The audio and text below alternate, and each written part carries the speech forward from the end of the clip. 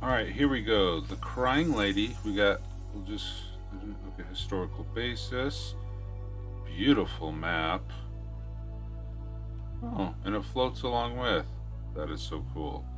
Okay. Beautiful. Control. Let's zoom in here a bit. The Silver Lake, a lake that seems to break our understanding of the world as water always flows out of the lake. Okay, let's turn off the music.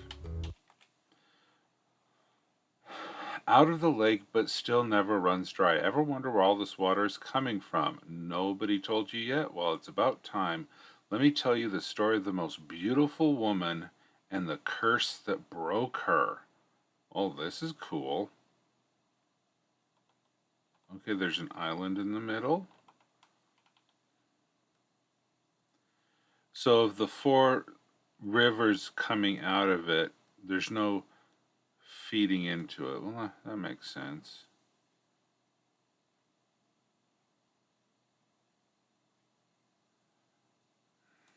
All right. Way before anyone can remember, there was a beautiful young woman. She was the most beautiful woman that has ever lived, and her name was Elanil. Her glowing blue eyes could melt the coldest of hearts, and her voice could calm even nature itself. People traveled from near and far to see her and ask her for her hand. Kings, emperors, princes, merchants, and many more all came and showered her in gifts and promises. Promises of wealth, power, and so much more. But she declined every single one of them and sent them back home. One day, Ashrin, the goddess of beauty herself, heard of Elanil and came to visit her. The moment she laid on her eyes on this beautiful woman, the goddess was charmed and fell for her. For a week, for weeks, every single day, Ashrin visited Alano and showered her with gifts and compliments. She took her to the most beautiful places all around the world and beyond. She gave Elanil everything she could have ever dreamed of, and even offered her a place at her side for eternity.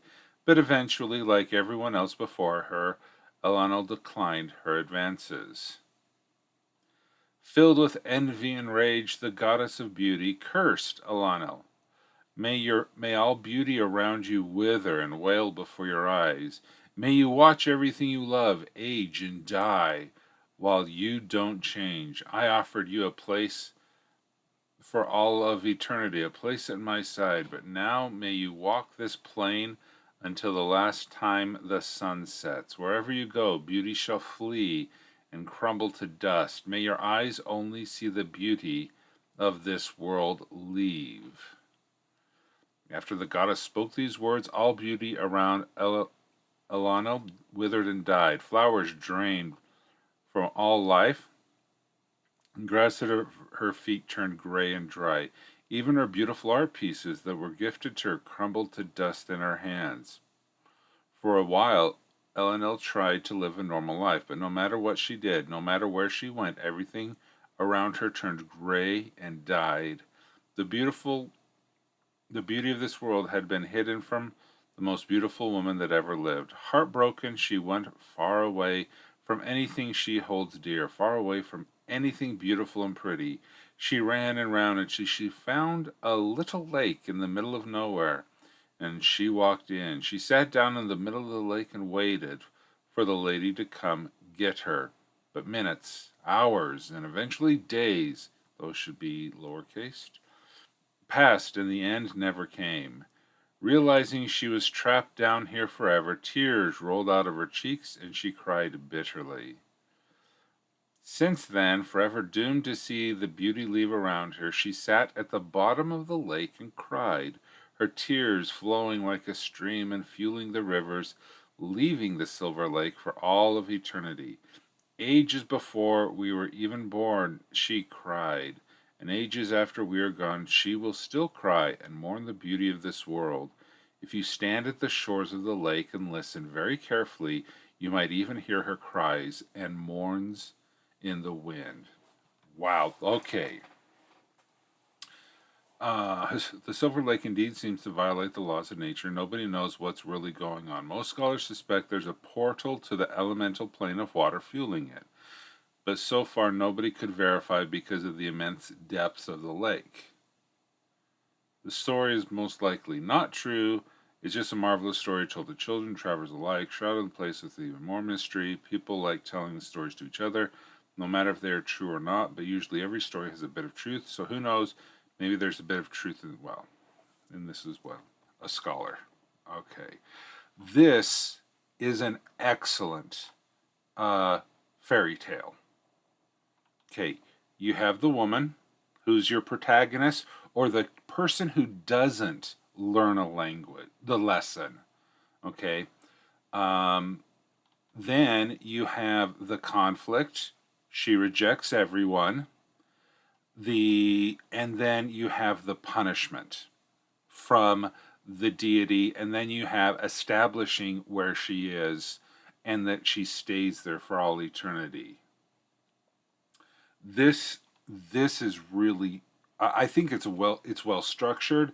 It's told plainly as if it was told as a bedtime story, uh, with fairy tales or fables of old style meaning like Aesop fables, Grimm fairy tales, things of that nature. It's told just straightforward like this, and it's about the right length. If you look at the Grimm fairy tales, they are very short. Um,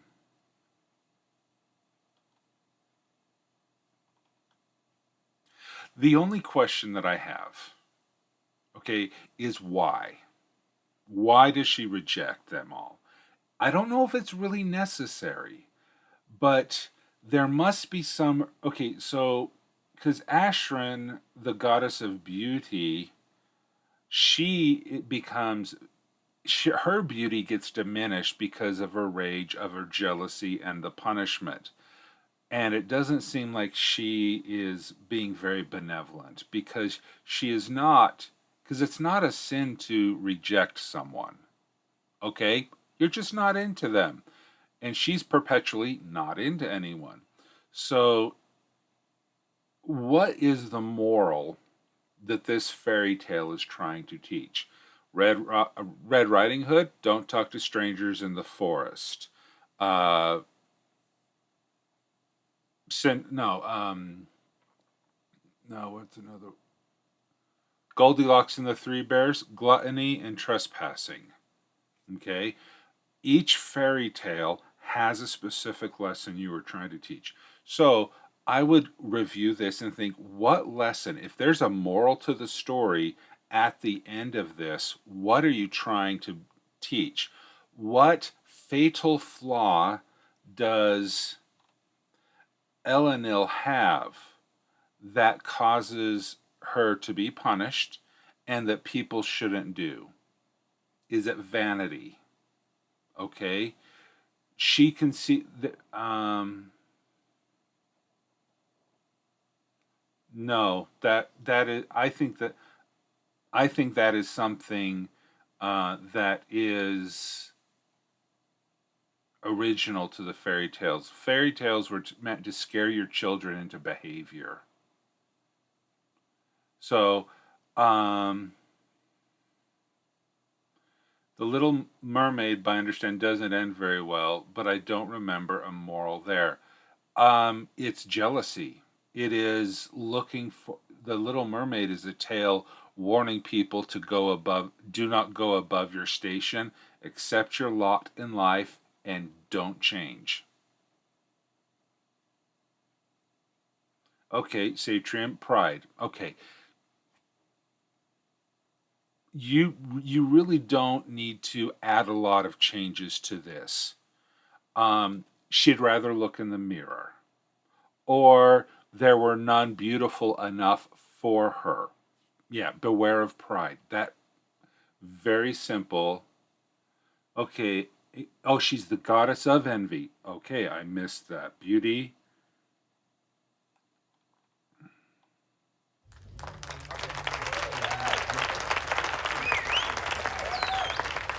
Okay. So all in all, I think it's not told there. You may, you, hmm, I don't know if you need to, but you might want, if you could slide in that she's the goddess of envy as well, that may be cool. But excellent fairy tale. Yeah, excellent fairy tale. Okay, so yes, thank you, Scribe. Hey, glad to have you here. So we'll just go ahead with that. One thing I did notice with the map is Kendall, your city here. There's a river that comes up, and you have your city of Burke, and you have rivers here, and then you have the Ostrinus. Um, where's the source of this river? Usually, rivers don't run from shore to shore like this. They usually start at a place and go down.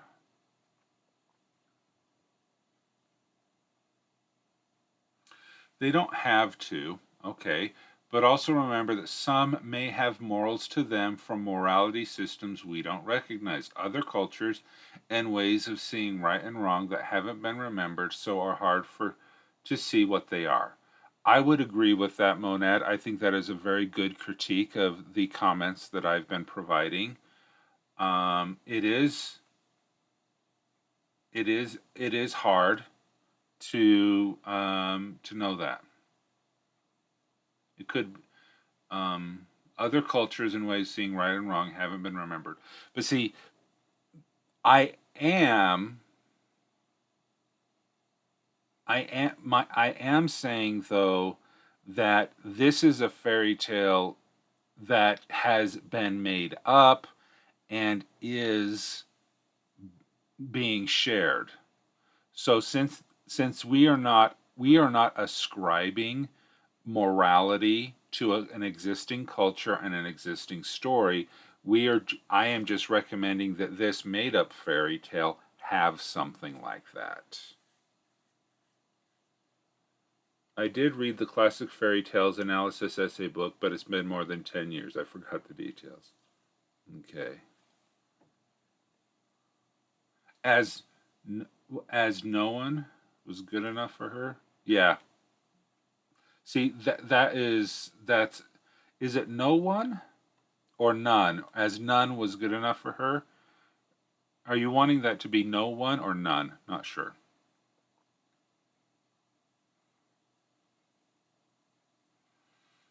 Yeah.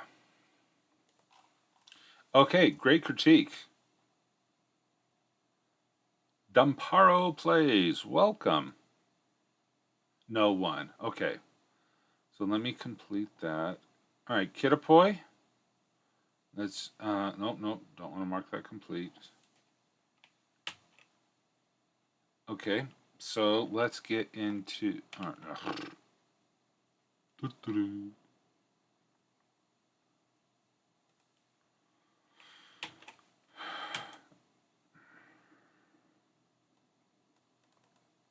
Okay, here is this one. Let's turn on the timer again. Generic article template. Worlds of Wizard's Peak. Hidden Moon Frenzy. Okay.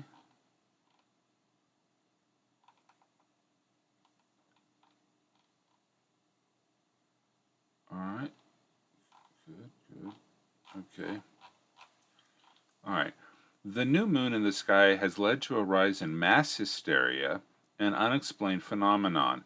I can assure all of you that the researchers at Wizard Peaks University and the officials of Concordance are doing everything they can to keep us safe. I tell you, new moons in the sky don't bode well. We've all heard the stories. You know the prophecies? The lichens are shifting. But with magic tech bits, now we have this clockwork moon up there warping the tides and messing up me fishing.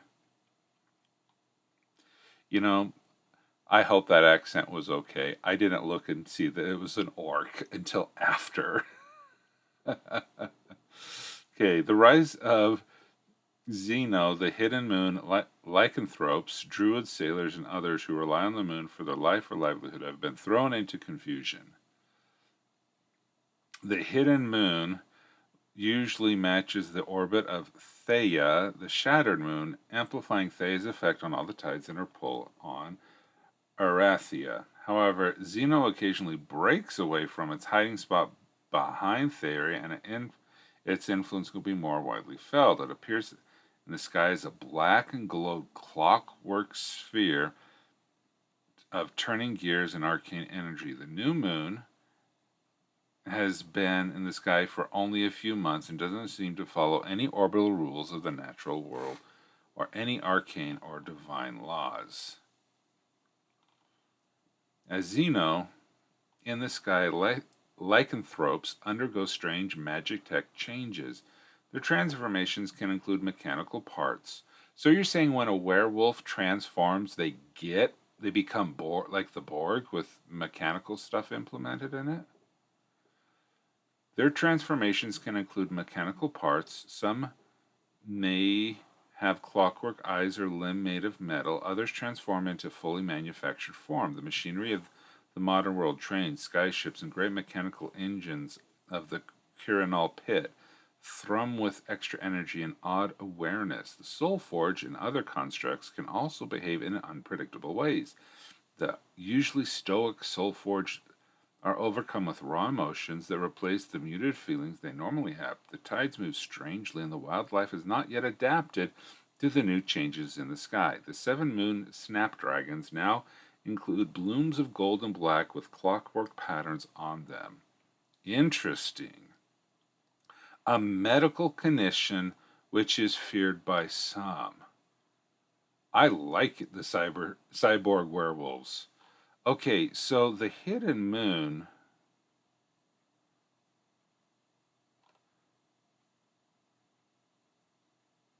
Okay, all right.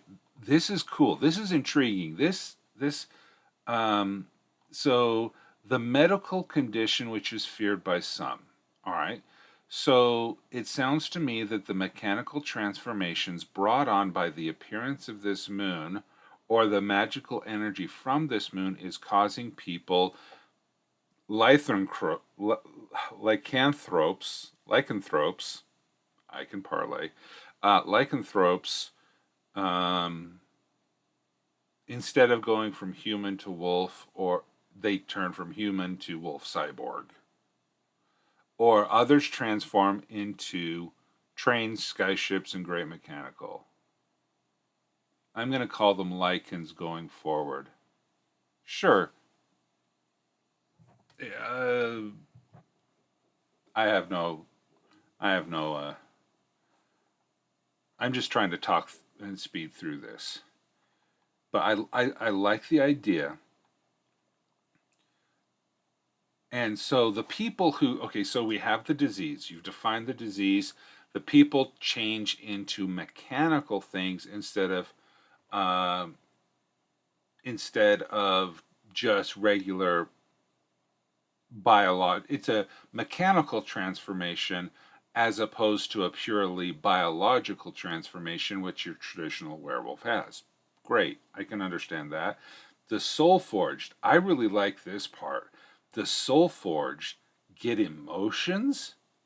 That is cool. But here's the question.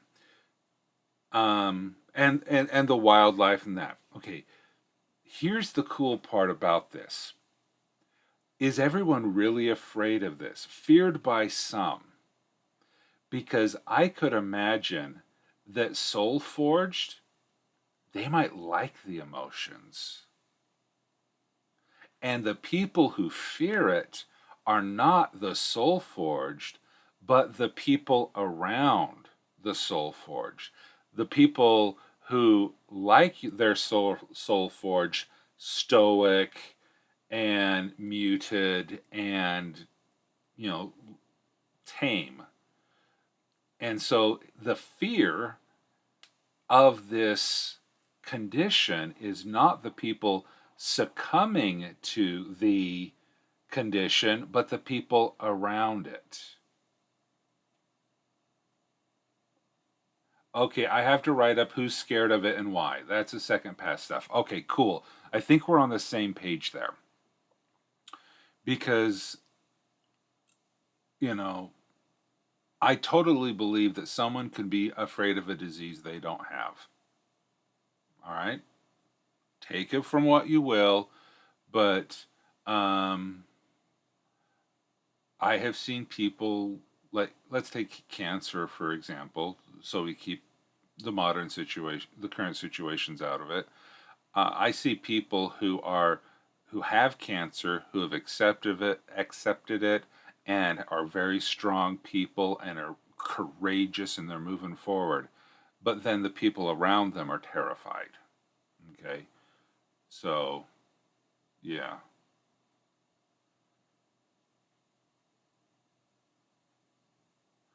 Um, okay, going with the corona would be too easy of a parallel, and I didn't want to go there. Okay, so here's some questions I have, maybe for a second, maybe a third path. Um, is there a limit on mass? Because if you have people, the machinery of the modern world trains. Oh wait, no, that's with extra energy and odd awareness. So okay, I misunderstood part. You may need to have this as two different paragraphs. Okay? Like others transform. No, okay, no, here. Here. The trains, skyships, and great mechanical engines have an odd awareness. See, so in this one paragraph, you're talking about two different things. So, one, we have the lycanthropes who get magitech, and then um, a clockwork eye pops out, a limb turns into a bionic arm, and others fully transform into a fully manufactured form. So they go from human to android, is how I'm interpreting that. And so then we have a paragraph break, and then the machinery, the traditionally, well, machines, become more sentient with odd awareness. Yeah. So that's because that's one thing that we really need to look out for, because as a paragraph flows, if we change topics of the paragraph, we really do need a new paragraph.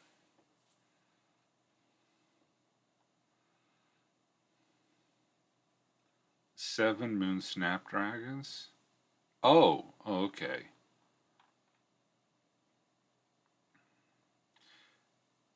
Blooms of golden black with clockwork patterns on them. I think that's interesting.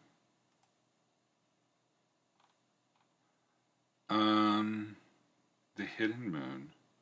So they put this moon there.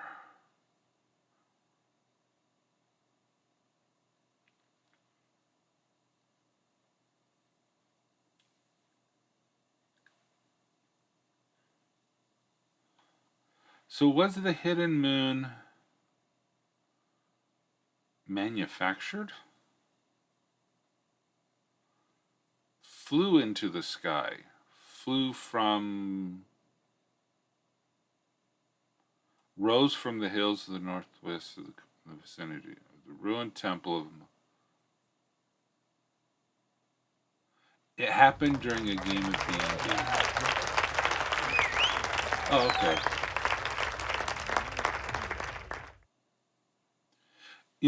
It is good here that with the rise of Xeno, the hidden moon, that's really all you're talking about, and you need you let this go to other ones. But see,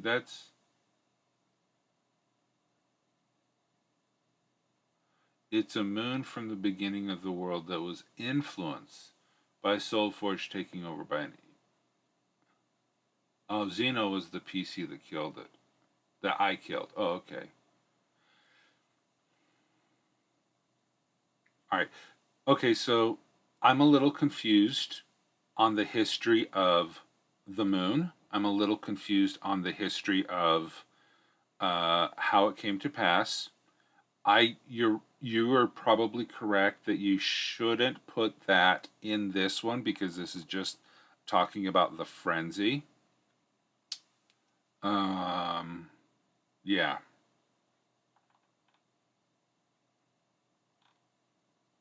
yeah. So yeah, if you want to put it in here, but maybe my questions are better answered in the Hidden Moon article. Cool. Okay. All right. Let's go back here. Work is complete. Mm-hmm. Talked about that. Talked about that. Okay, now we're going over here to here. Okay, the first one, crisis eating. I know how that is.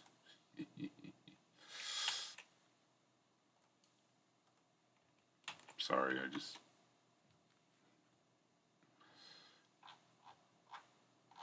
Speaking of which, I haven't had breakfast yet.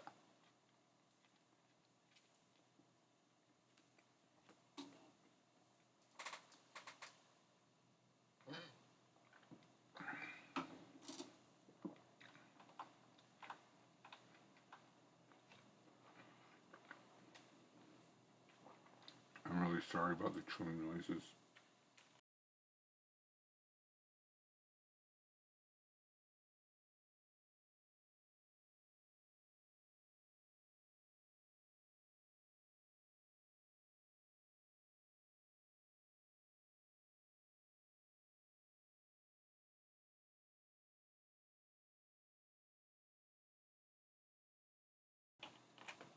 All right.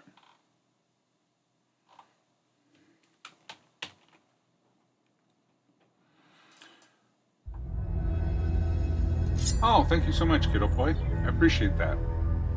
All bits are welcomed. Okay, crisis eating is a condition that occurs to many people in Berdencaster. The prevailing cause, okay, period. The prevailing cause is in civil or economic crisis, in which the sufferer eats less while eating enough to stay alive, and secondly, not allow the hunter-gatherer sides of ourselves to think there is a famine. Okay. This condition is feared by everyone as it means that hard times are coming. The upside to this condition is that the sufferers will eat less to allow for more food in the markets to buy. While not everyone suffers from this, there are enough people who suffer from it to know about the condition. The main downside of crisis eating is that some people do not know when to stop crisis eating, so will continue even if things have gotten back to normal. Towards the end of the Old World, this condition became apparent in the recent yearly disasters. These disasters ran from 2017 to well into the 2030s. While disasters were not famine related, they were civil in nature, such as the Cold Civil War in 2018, swept across the United Kingdom. Those who are aware of it also succumbed to the condition to eat less in fear of the Cold War becoming hot. A much more known occurrence during the COVID pandemic of the early 2020s is people panicked and others began to eat less so others, if needed, could eat. It must be stated that even in crisis, the condition only affects food and drink items, and therefore the panic buying of other inedible commodities were not affected by the condition. Did the UK have a great toilet paper shortage like we had here in the United States? Just curious. What is also interesting about crisis eating is that in some sufferers the condition affects all of the food items of their day-to-day consumption, while in others it only affects those items perceived to be in shortage, which can lead to sufferers not eating much fruit and vegetables as they perceive them to be in shortage when in actual fact it's something that contains a particular fruit is in. As it's not. This then gives a surplus of that item. in Berdencaster, fruit and vegetables are canned. So this type of issue with fruit and vegetables is easy limited. Both other food items that can be affected, such as bread and meat. Okay. You can can meat. All right. So going through this, little bit of grammar issues, a little bit of extra commas that need to be added, but and I think a good okay, they don't can meat in Berdencaster. Fair enough. The only issues the okay, here's some issues. When I thought of crisis eating, I did not think of crisis starvation. Okay? Um I thought of binge eating because of, because when some people see that there is a coming famine or coming short problems, they then start to eat in preparation, much like a bear would eat a lot in the fall within the preparation for the hibernation or the season. So when you're talking about crisis eating, I'm getting a lot of disconnect between the title and the description of this condition and the um, and the and the actual thing that you're describing. So I would take a look and see, okay, is this really called crisis eating? If it is, great. Then that's on me. It just to me feels like crisis eating is people who during the Rona sat at home all day long and ate everything in their pantries because they were bored. That's what I'm thinking about. But um, but maybe that's just revealing too much of my own issues. I'm projecting. I'm sorry, I'm projecting. So that would be my concern there. I do like that you're bringing up. Uh, I like how you have the dichotomy or the contrasting point of there being inedible commodities that were not affected by this condition, meaning people just went crazy and started binge consumption of non-edible items.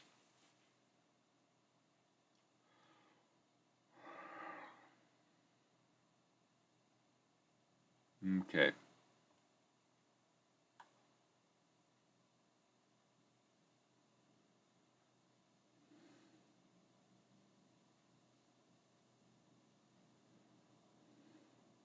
Okay, so while not everyone suffers from that, there are enough who suffer about it. Okay.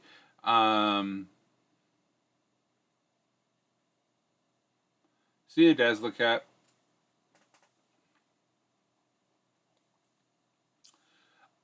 I think that you would need, it'd be interesting to know more, percentage wise.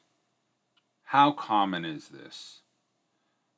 Maybe, because if this is based off of a real world condition, then you can extrapolate how common it is in the world, in reality, and then you can extrapolate that here.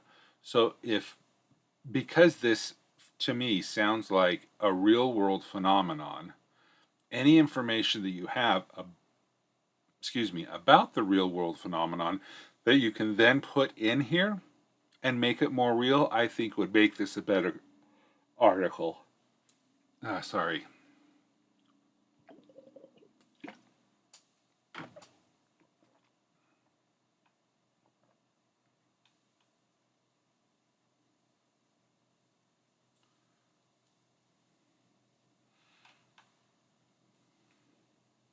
Any more questions, James?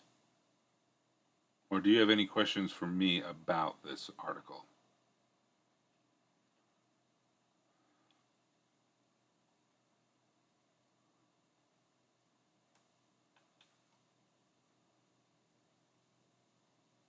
I didn't know there was a cold civil war in 2018 across the United Kingdom. Is that a real thing?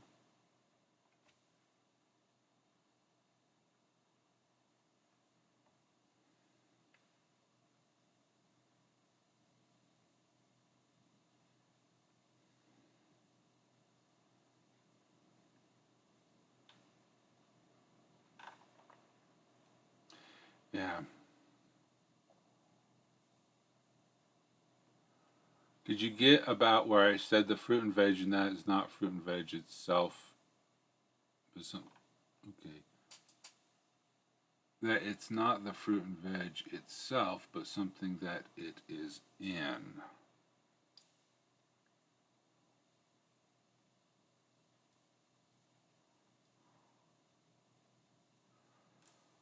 Okay.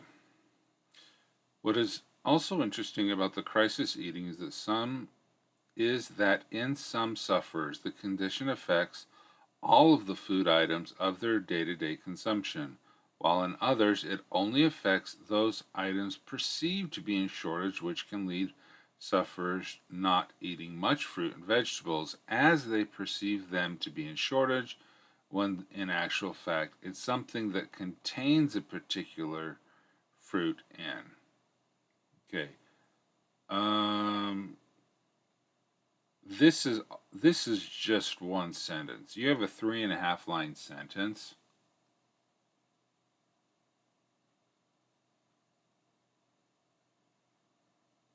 Um,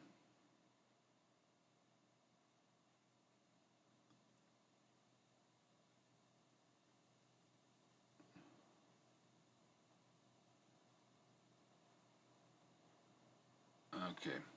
So here,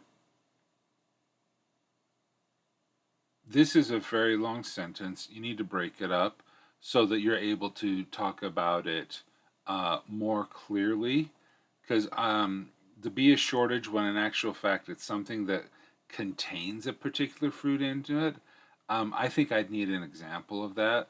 Because are you talking about like people don't eat strawberries or maybe grapes? There's a perceived shortages of grapes. Apples are fine, but pre-made apple pies are not. Okay.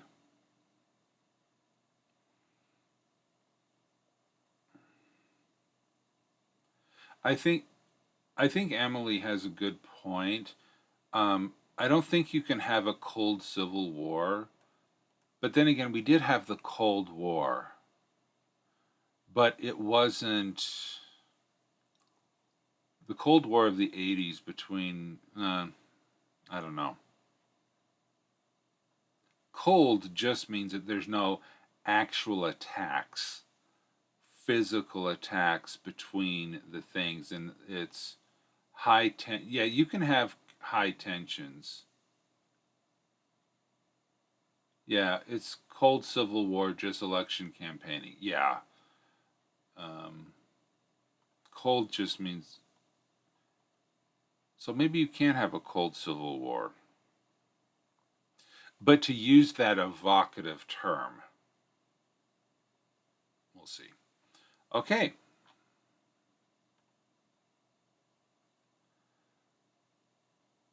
All right, so next I'll take a.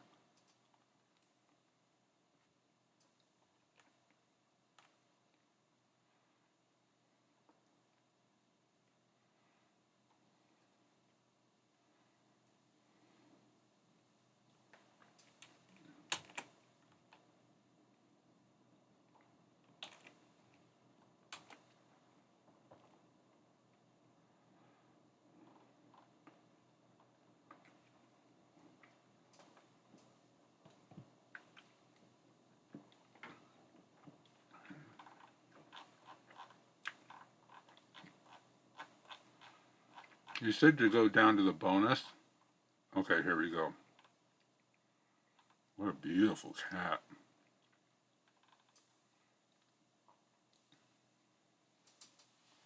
Okay, bonus. That's what I'm. Only the last section starting with the bonus header. Okay. The engineering corps has managed to get another animal on the payroll, a fluffy black cat that was prowling for a while around the military alchemy manufacturers in Lyon. Colonel Adeline, who is responsible for the oversight of the manufacture, decided to adopt him and to make him the mascot of the division. I started a sprint for those who are still writing. Thanks to her good rapport with her superiors, she managed to get the cat officially enrolled on the army payroll under the official role of mouser. After all, nobody wants a mouse to interfere with their alchemical vats or the numerous runes painted on the ground and cause a repeat of the near catastrophe that almost completely destroyed Lyon 20 years ago. And since all the higher ranking officers are in Paris and only come to Lyon for short visits, none of them will ever notice that the cat in question is far too haughty and lazy to actually chase a mouse.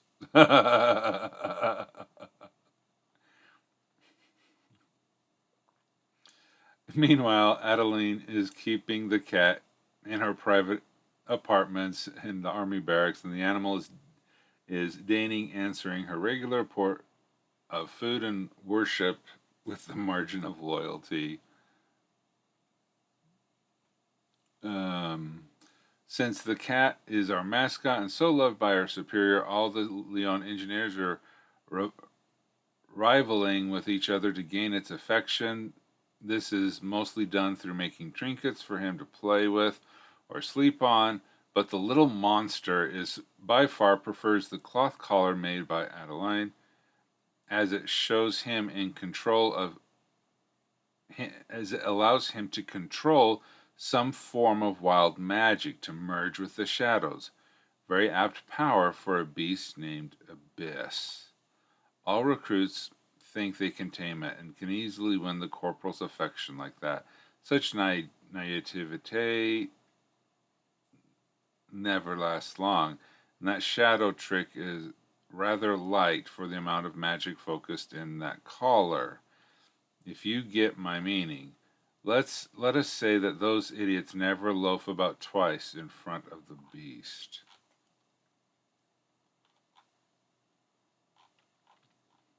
Okay. This is funny. Okay, so we have a cat, a black cat that has been adopted and is being paid to be a mouser, but there are no mice. I mean, it's too haughty and lazy to actually chase a mouse. Okay, that's funny. That's funny. How much is a mouser paid? And what is the money that goes through? Because um, this could, by some, be seen as a means of extortion of money to line her pockets. But they're paid for they're paid for the food. Okay, so it's not an actual. I mean, maybe it's a stipend. Might be a better word for it, or an allocation, or I guess, I mean, depending. Okay, it was common at the time to add people to the payroll like that. Oh, okay. All right. So just so okay. So payroll doesn't mean always mean the actual physical coin or currency of the country. You could put someone on the payroll in a barter system or where they are paid in kind or in food. Okay.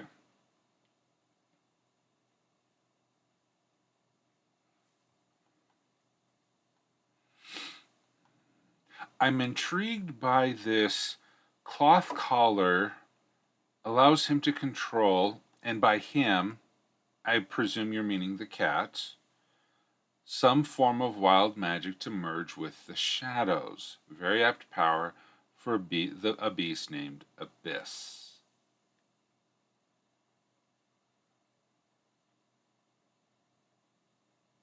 Okay.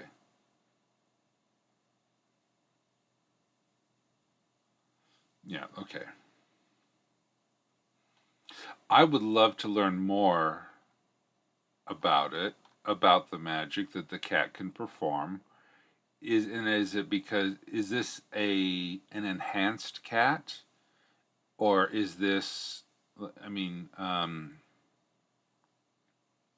is this a more intelligent or uplifted cat that more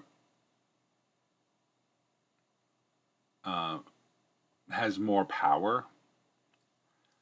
Okay, and that shadow trick is rather light for the amount of magic focused in that collar. Okay, see that intrigues me. If you get your meaning, I don't. Unfortunately, I don't know what they're meaning. Let's say that those idiots never loaf about twice in front of the beast. Everyone has magic in my world. Okay. Um, so I'm guessing that there's a lot more magic. Everyone knows about the sneaking and shadow bit, but there's more power imbued in that cloth collar than, and so Abyss can do something more.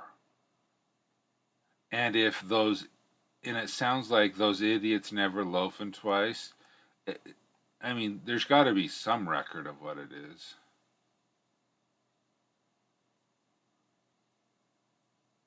The hidden meaning is that the magic is too high for the collar, while merging with shadow is low magic.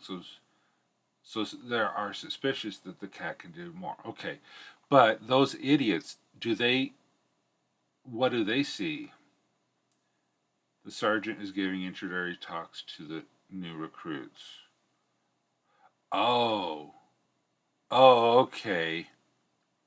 Okay, so that the context that this is a quote directed to new recruits, basically leave the cat alone and don't try to get on its good side. You'll regret it, and I'm not going to tell you what it is, but it's a known thing. Okay, so it's a known thing that the cat can do something more, but people don't or shouldn't. And okay, I'm writing all my articles from his point of view. I like that idea.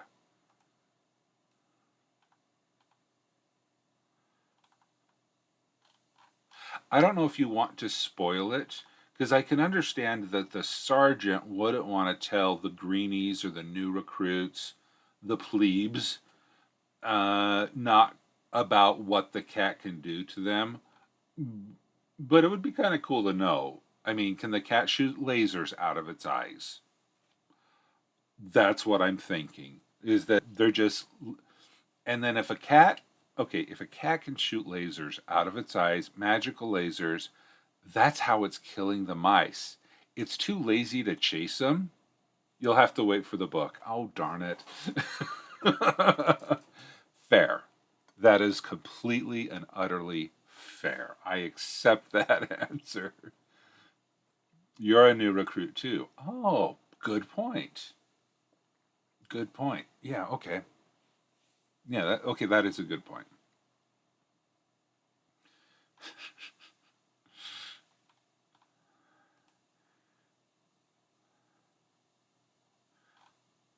Yeah. Okay, so this is fun.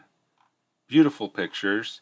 I okay, so cosmetically, I do like how the pictures are the same size widthwise, but the pictures are very large.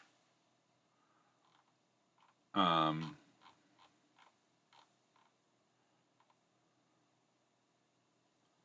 oh, that is a terrifying looking leech.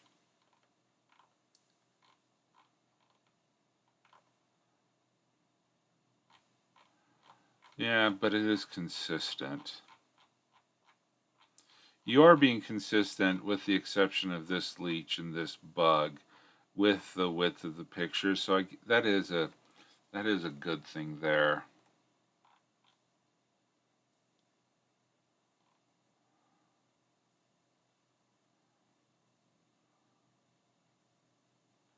Species of working animal. Yeah. Yeah. So I definitely think that the smaller images are smaller in my file already, so I can't change them. That's fair.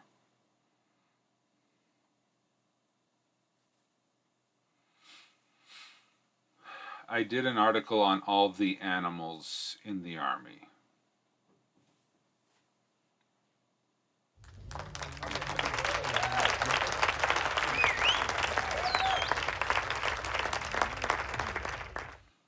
Yeah, good job.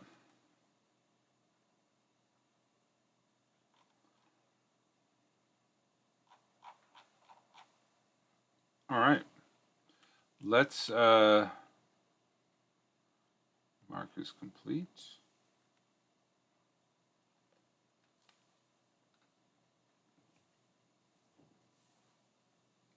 Oh, it's a fun article.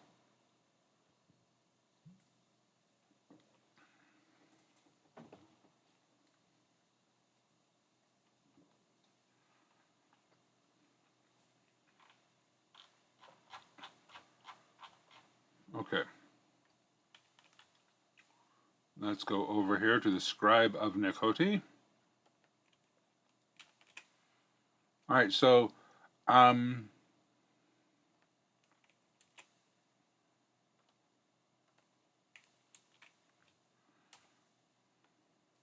New Deserets. We may be able to fit one more person in. If another person wants to get in the queue, yeah, I think we can definitely take one more, but two might be pushing it. We'll see how it comes or it goes.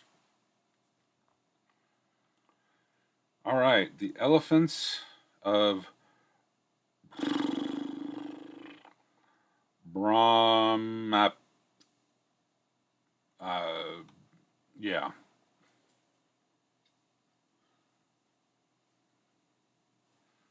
The elephants. Okay. Okay, this looks like it's a piece of fiction. Okay. Let's see how far. Well, yeah, I saw. Yeah, so we have scribe now, and we have Luftken afterwards. So I'm saying that we could probably put one more in safely. I think we'll be able to get to it. Two might be in the two might be an issue. Oh, I think we'll get to it, Lufkin. That's why we're limiting these to the 10-minute sprint, so we can try to get a lot in. Brahmaputra, Brahmaputra, Brahmaputra. Thank you. I needed that. Today, the demographic trend lines for Asian elephants are very grim. By the century's end, the species seems likely to succumb to what paleontologists are calling the sixth great extinction, the tsunami wave of species extinguished by the activities of humankind. Are there promising strategies to avoiding this outcome for the Asian elephants of saving the species on a continent whose human population is in the billions and will certainly continue to grow? It is nonetheless possible to set aside sufficient forest ranges for Asian elephants to become a completely and sustainably wild species as they were a millennia ago. Alternatively, there favorable future roles for the elephant as work animals, roles that can still keep those amazing creatures happy and help them flourish again. Interesting. Click to expand. Oh, this is going to be long.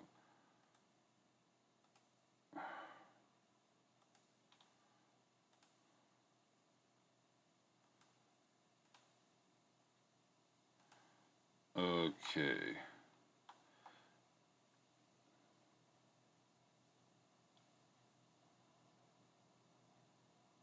Well, I'll just go for the. I'll just. Okay, I'm gonna read the intro. And what if I read this fiction on the side? Ever since colonists first set foot at Brahmaputra, their primary partners in settling the planet have been their majestic elephants. No other animal from Earth or native to Brahmaputra Terra compares in strength, endurance, intelligence, or empathy. Standing 3.5 meters tall at the shoulder and weighing 5 tons, these elephants are capable of extraordinary feats of strength and yet clever enough to independently devise solutions that never occurred to their human masters. They can work for days in weather and conditions that would wear down most industrial vehicles. But most importantly, the elephants of Brahmaputra, Brahmaputra are a spiritual anchor, linking the settlers to their past and grounding them in the opportunities of the present. Interesting.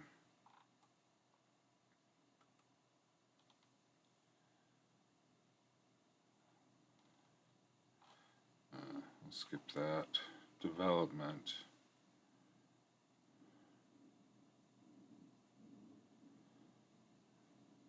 Oh, they took 5 on the trip. Oh, okay. Of every species. Oh, okay, okay. Breed separate breeds, however, cooperate from the elephants. Charlie. They're oh, okay. The entire population was allowed to mate freely, leading to a relatively standard shape and size inherited from. Oh, okay. Well, that's a good explanation there. I like that. But see, I also like the, you know, they had a plan. It messed up, and then they just said, "Yeah, whatever." I kind of like that.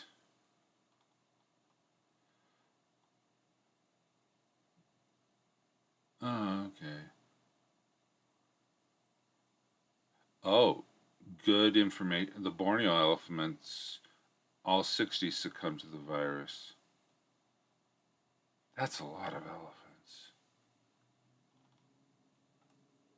Yeah, see this I mean this is good stuff. Sri Lankan and Sumatran elephants, almost black skinned, deceased. Oh, interesting. Twin domed head. Oh, okay, the twin domes there. Interesting. Okay, this is cool. Life. Oh, okay. 5 minutes. The work elephant has a daily work pattern similar to any employed worker. Over the course of a roughly 8 hour period, they usually haul cargo, aid in construction, transport humans, or any of the odd jobs their manhoots demand of them.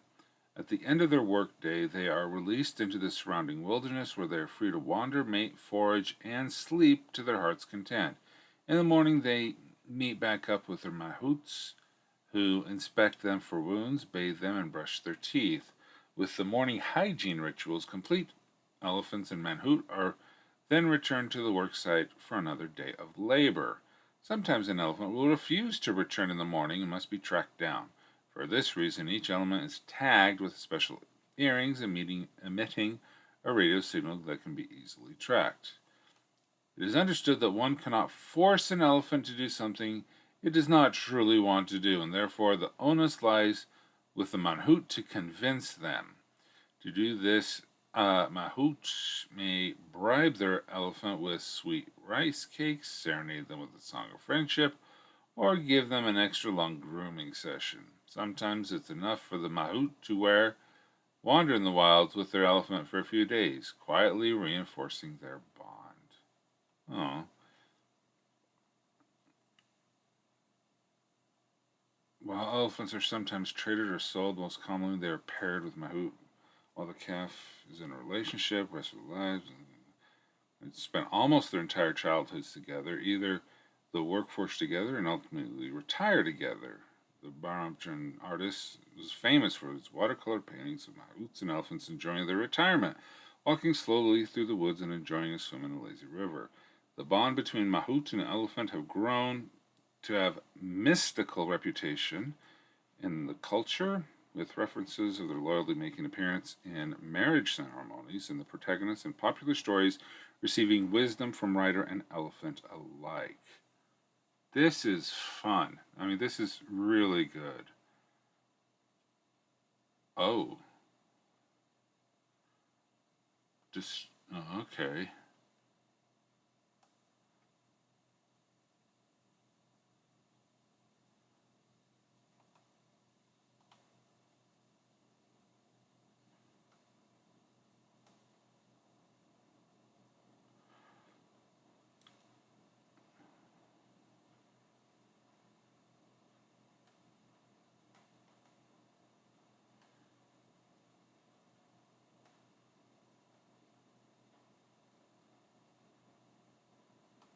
Oh, interesting.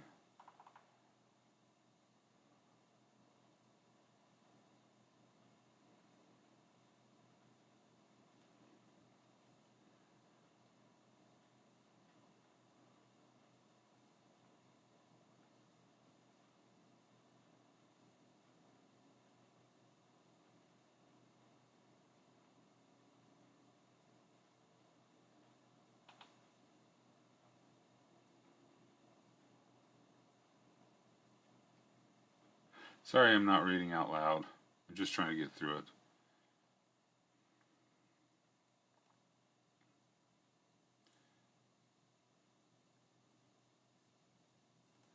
Okay, I really like this article. You have a lot of great details in here.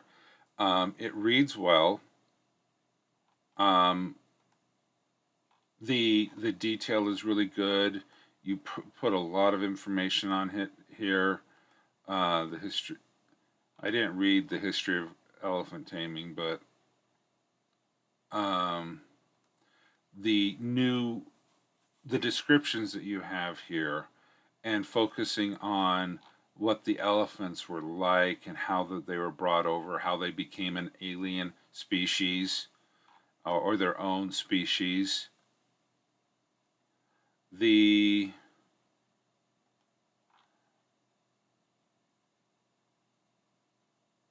um,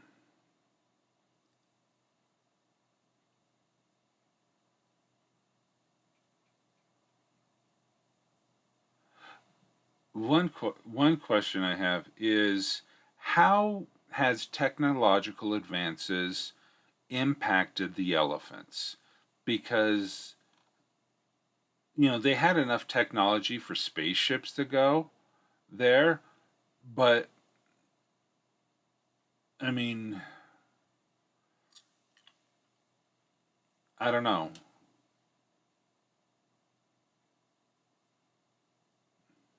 Why would they continue? That's in the part of the history of taming. Okay, yeah, I did it. I did skip that. Uh,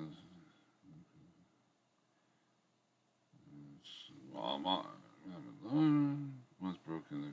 Oh, okay.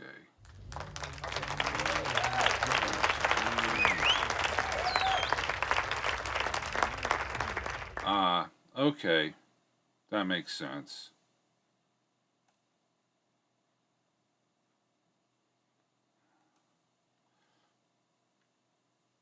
Yeah, you can't always guarantee that you can fix your crane, fix your truck, stuff like that. Hey, Songbird.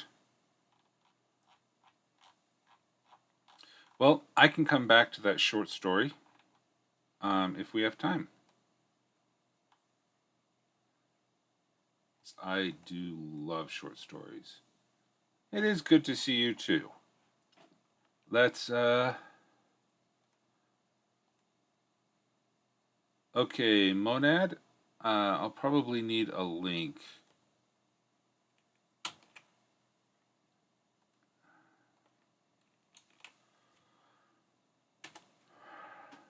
Okay, the greenhouse. If Monad, if you could ask a question and put the link in that, I would greatly appreciate it. Dark imagery. Okay.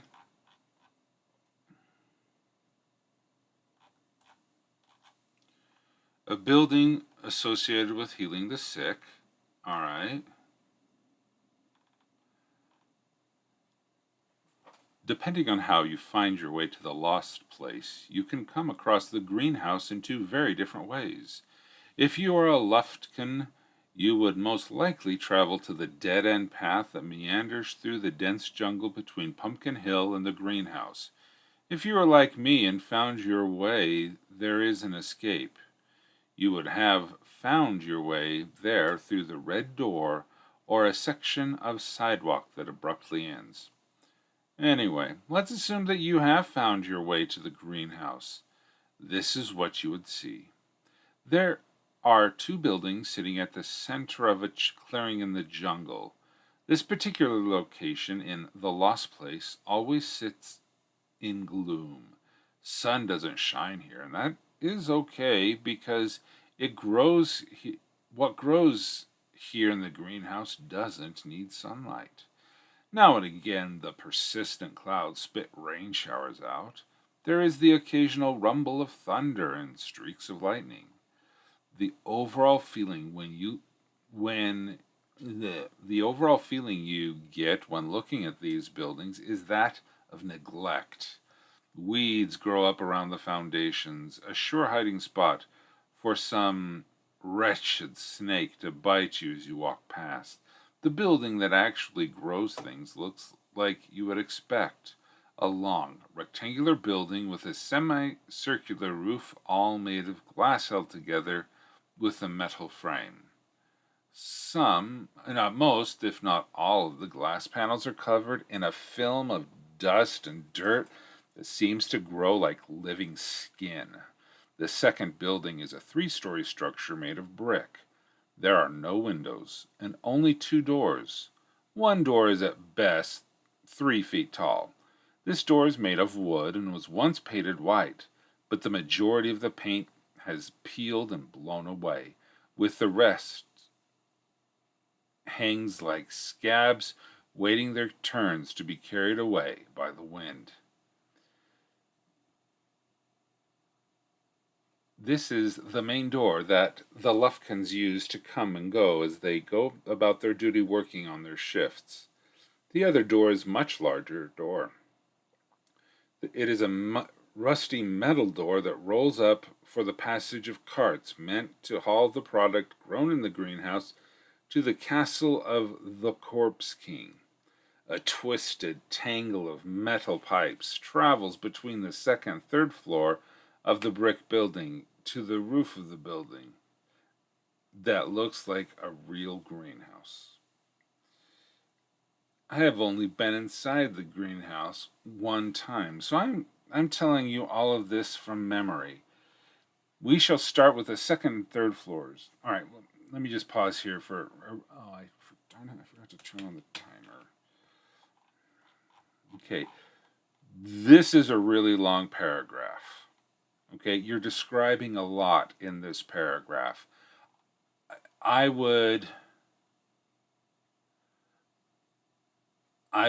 think that you should focus on, maybe break this up a little bit because that's a wall of text. Yeah, I do have a summer camp articles only policy for this portion of the stream. Okay. Yeah, because, all right, let's see, I only have 2 more paragraphs. I've only been inside that greenhouse one time, so I'm telling you all of this from memory. We shall start with the second and third floors of the brick building. Most of the floors are used the same. Now, what I'm going to go into now isn't the most pleasant, but what is.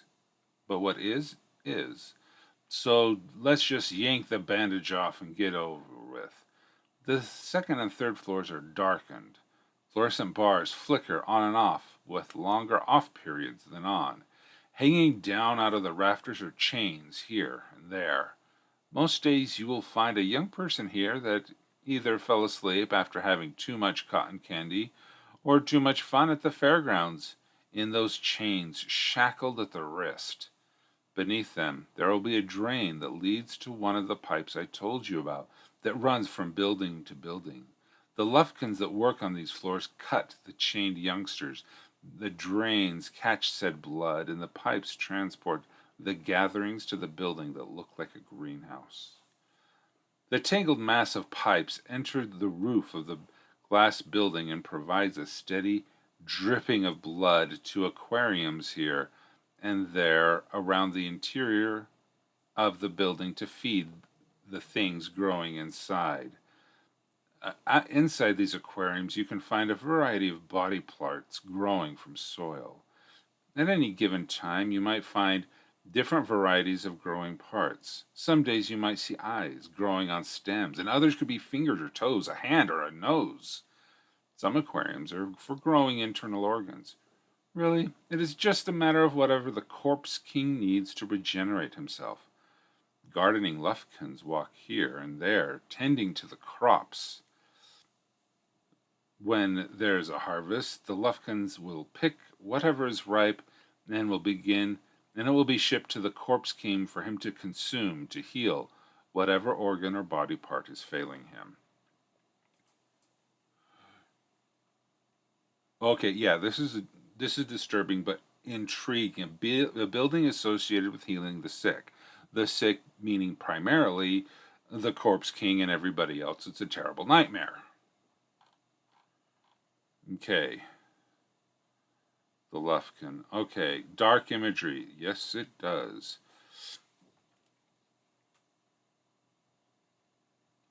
Okay. I'm having a hard time understanding this first part. Okay. It started, believe it or not, the article started making sense when it got more gruesome, more Lovecraftian, if you will. That's when it started making more sense. This is a horror place. This is a place, where we have the children who were spending too much time, and the fairgrounds, fun at the fairgrounds. Yeah. So I don't know how much the Lost page, homepage.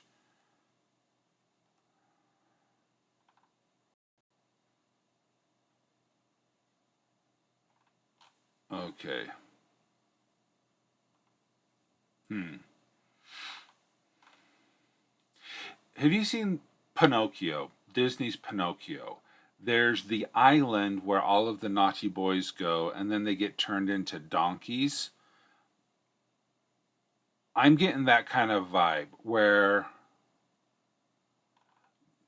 people have come in, grabbed these kids, and are now draining them like they're draining them for their blood.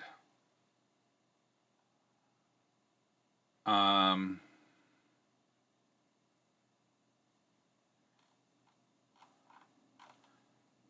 so, so one, that's disturbing, but two, mm, I think it has it.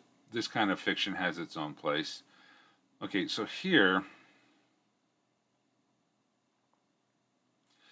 okay, you're telling this story as if it is a recollection of someone who did something or someone who has visited here. This is very narrative. It is not a nonfiction article. This feels like more like a first person narrative fiction article.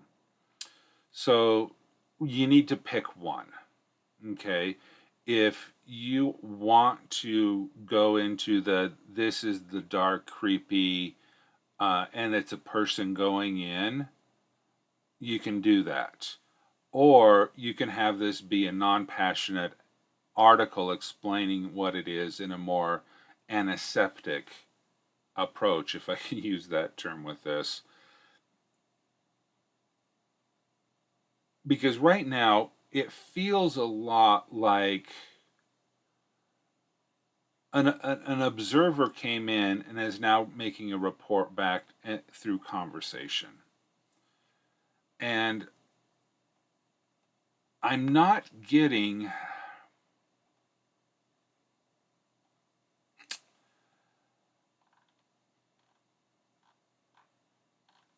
Oh, how do I explain this? I'm not getting the vibe. I mean,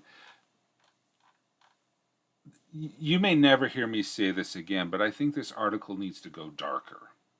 Okay? I think that it's not dark enough. Now, this is probably the only time in my life I will say something like that. Um, I kind of like the creepy. I kind of like the visuals, but it needs to be told from a point of view of either someone who is suffering there or the point of view of a Lufkin who's just doing their job. But let the Lufkin actually come in dragging a kid and hooking the kid up. Or from the point of a kid view of a kid who wakes up and or if well see I don't know if they ever do wake up because you're draining them of blood and depending on how fast the blood drains, um so I yeah, I mean it's creepy.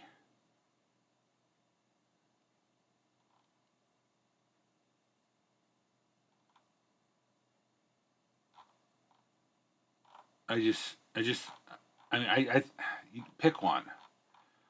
I think it does this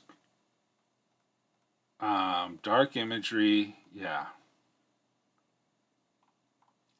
Because if I was to really if I wanted to be really creeped out about this is what I would do. If I wanted to go full horror on this, I would have a Lufkin or this greenhouse worker that is coming in and is just making the routines. It's a normal day at work. There's nothing creepy. It's just like a nurse doing their rounds at a hospital.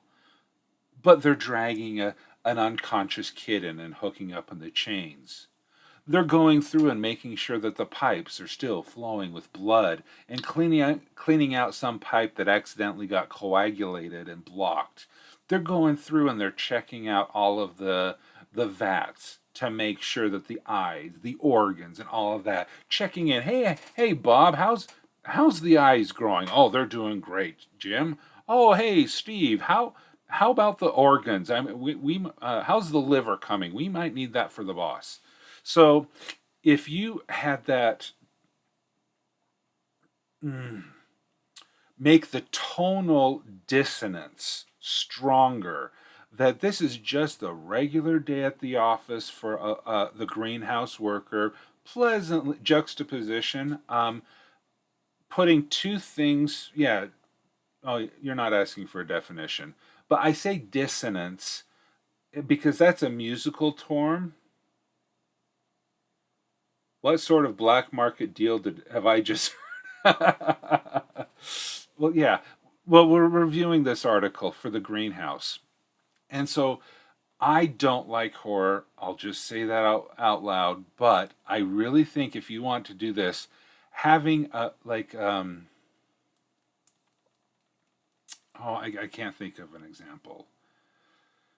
But I thought you were looking for that word. Oh, okay. No, I intentionally used the word dissonance because the musical, it's like a creepy organ at the circus playing a jaunty tune, but is still creepy as all get out. And so you have this happy Lufkin going through, but doing some seriously disturbing body horror, gore horror, but just, blissfully unaware of the true horror of what this person is doing to these children.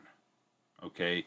And if you do go darker like that, you will need a much stronger warning at the top. I'm just saying. So that rarely, okay, this was the rare one example when I say go darker. And I don't want to read it again but yeah. I hope that was helpful. I mean, because yeah, it's not creepy enough. Smaller paragraphs so that you can really focus on some of the details on that. But yeah, this could Oh no, you don't want me to write horror. Oh no, you don't. I'm afraid where I would take the horror. You don't know the demons. Okay, Monad, can you provide a link to your thing, or did you already do it under Ask Questions? There's the Ask Question. Oh, paste bin.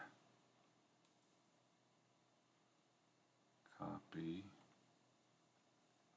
And now everyone is dead in the end. Well, no, I mean, I probably wouldn't kill everyone off because you need a survivor to tell the story.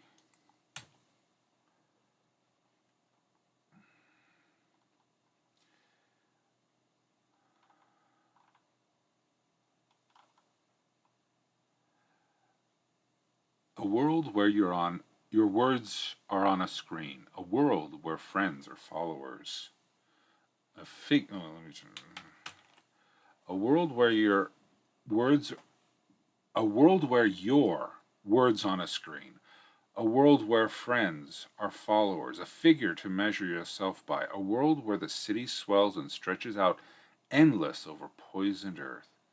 The three of us are lost. The three of us have lost something. We're looking for something someone lost. The world grows strange. They grow hostile. They grow dark and they grow void. You are not your name. Who are you? Are you what you do, what you say? Are you your body or desires? Who are your companions with impassive, unreadable faces? Pop the shells, find the center, the kernel, the core. Find the terminal identity. Who are you really? What's missing? Who is? Where did you go? Is someone waiting for you? Do they love you? Okay, so this you said this was like a pitch or a synopsis. Yeah, still waters run deep. Yes, Monad.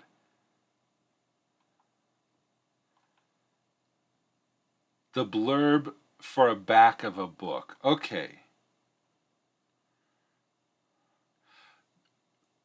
I am not very skilled in writing book blurbs. There is a lot of advice out there for book blurbs, and I would strongly recommend that you go Google how to write a book blurb for better advice than what I'm about to say.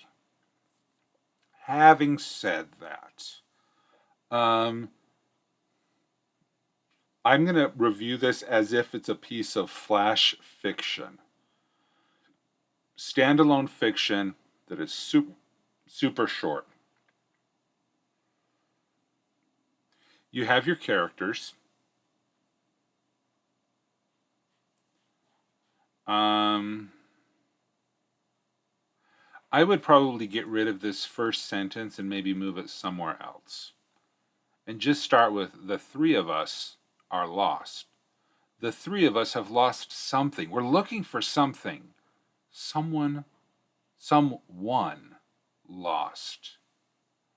And then go down here because you're mixing first person and third person close and then a third person distant.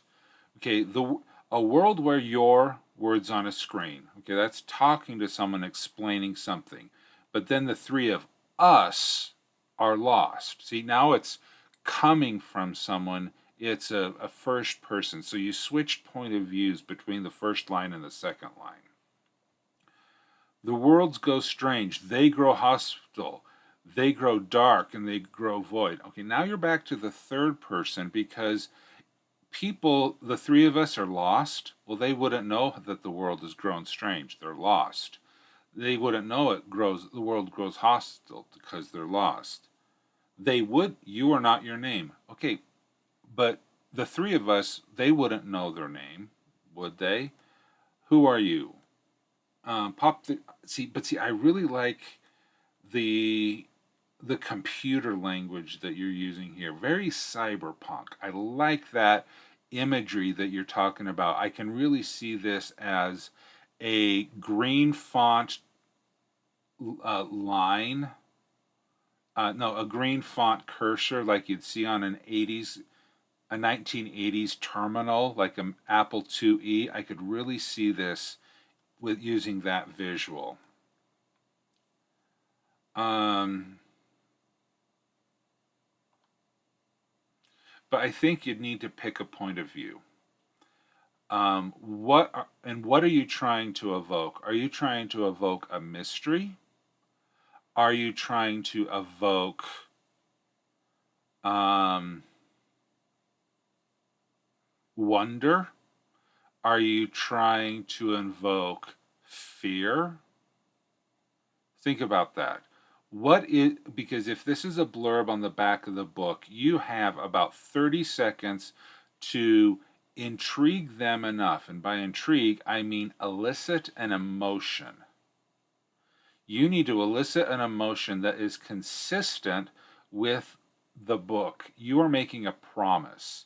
Because here, the promise that you're making that there are going to be three protagonists, they're lost, they don't know everything, and it's going to be in a computer world / cyberpunk. Those are the three promises so far that you've made in this blurb. Okay? If that's the promise that you're going to make in the larger fiction, perfect. But you would need to focus on this.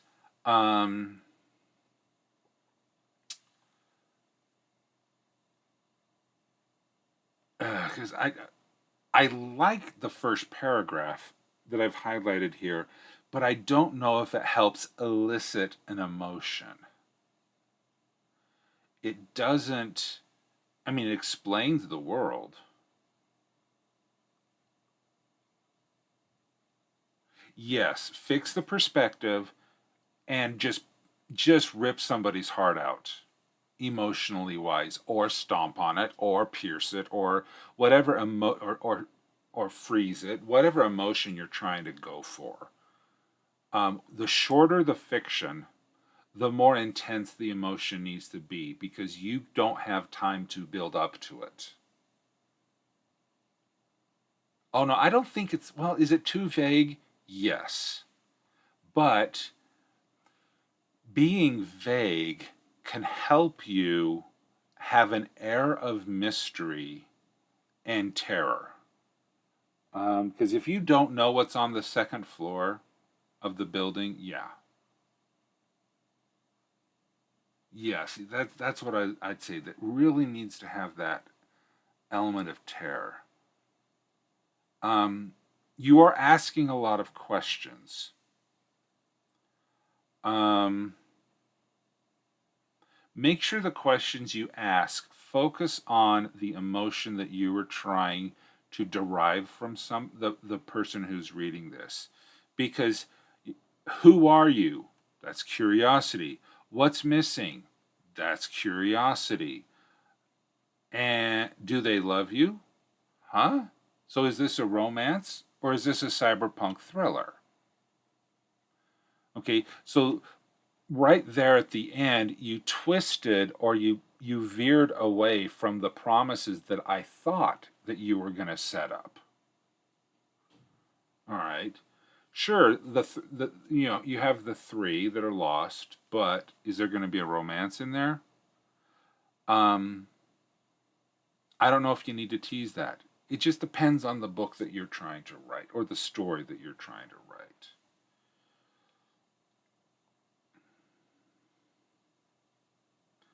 Pop the shells, find the center, the kernel, the core. Now, as a computer nerd, I understand those terms very well. I've actually used DOS shell. Okay? It was a long time ago, but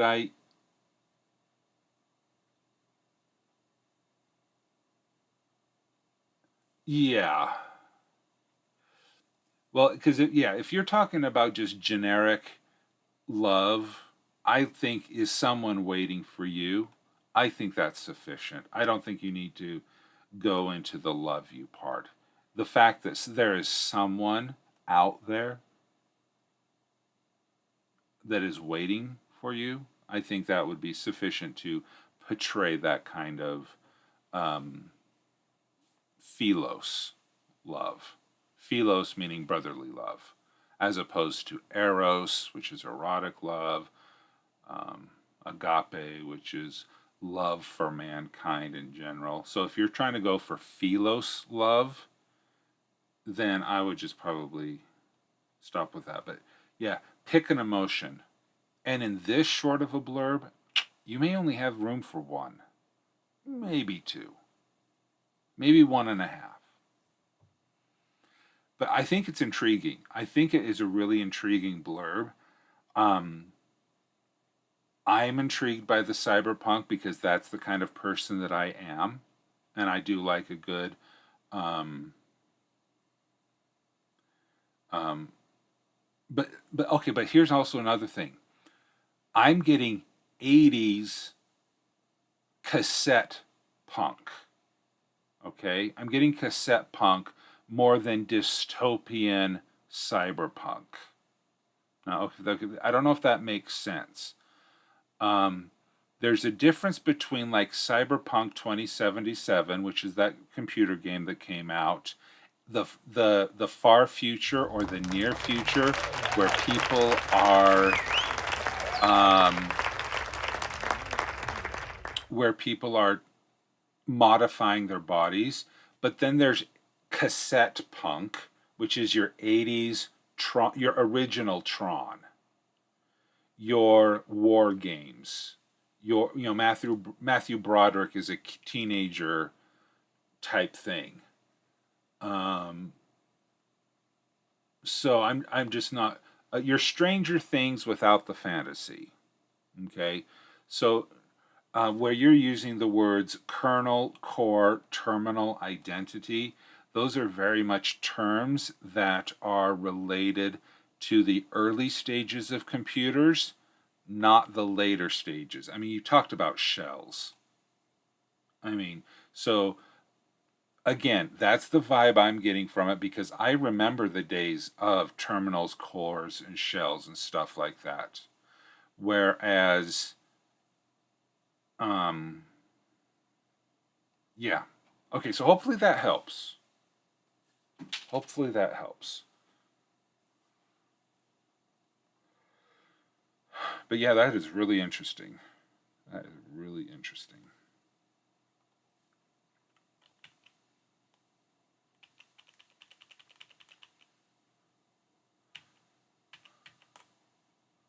There's fairly prominent hacker plot line.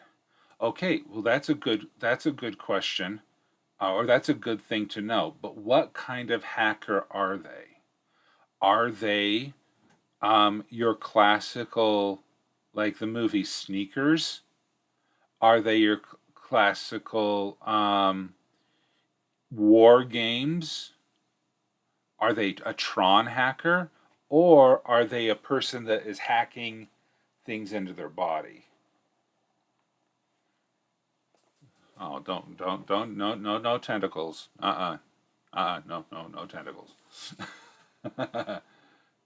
They're a code monkey with naive friends who keep okay, all right. So if you're not talking bio hacking, then that's not a dystopian cyberpunk as expected in that genre, but it would be just traditional, a more pure, maybe not cassette um, punk, but okay, that's cool. All right. Um,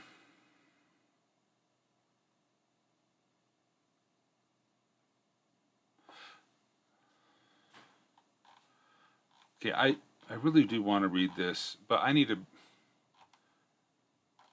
It's my week to go clean the church scribe, and I need to be there in 15 minutes. So I think I'm going to need to call it there. I'm going to just not close that window.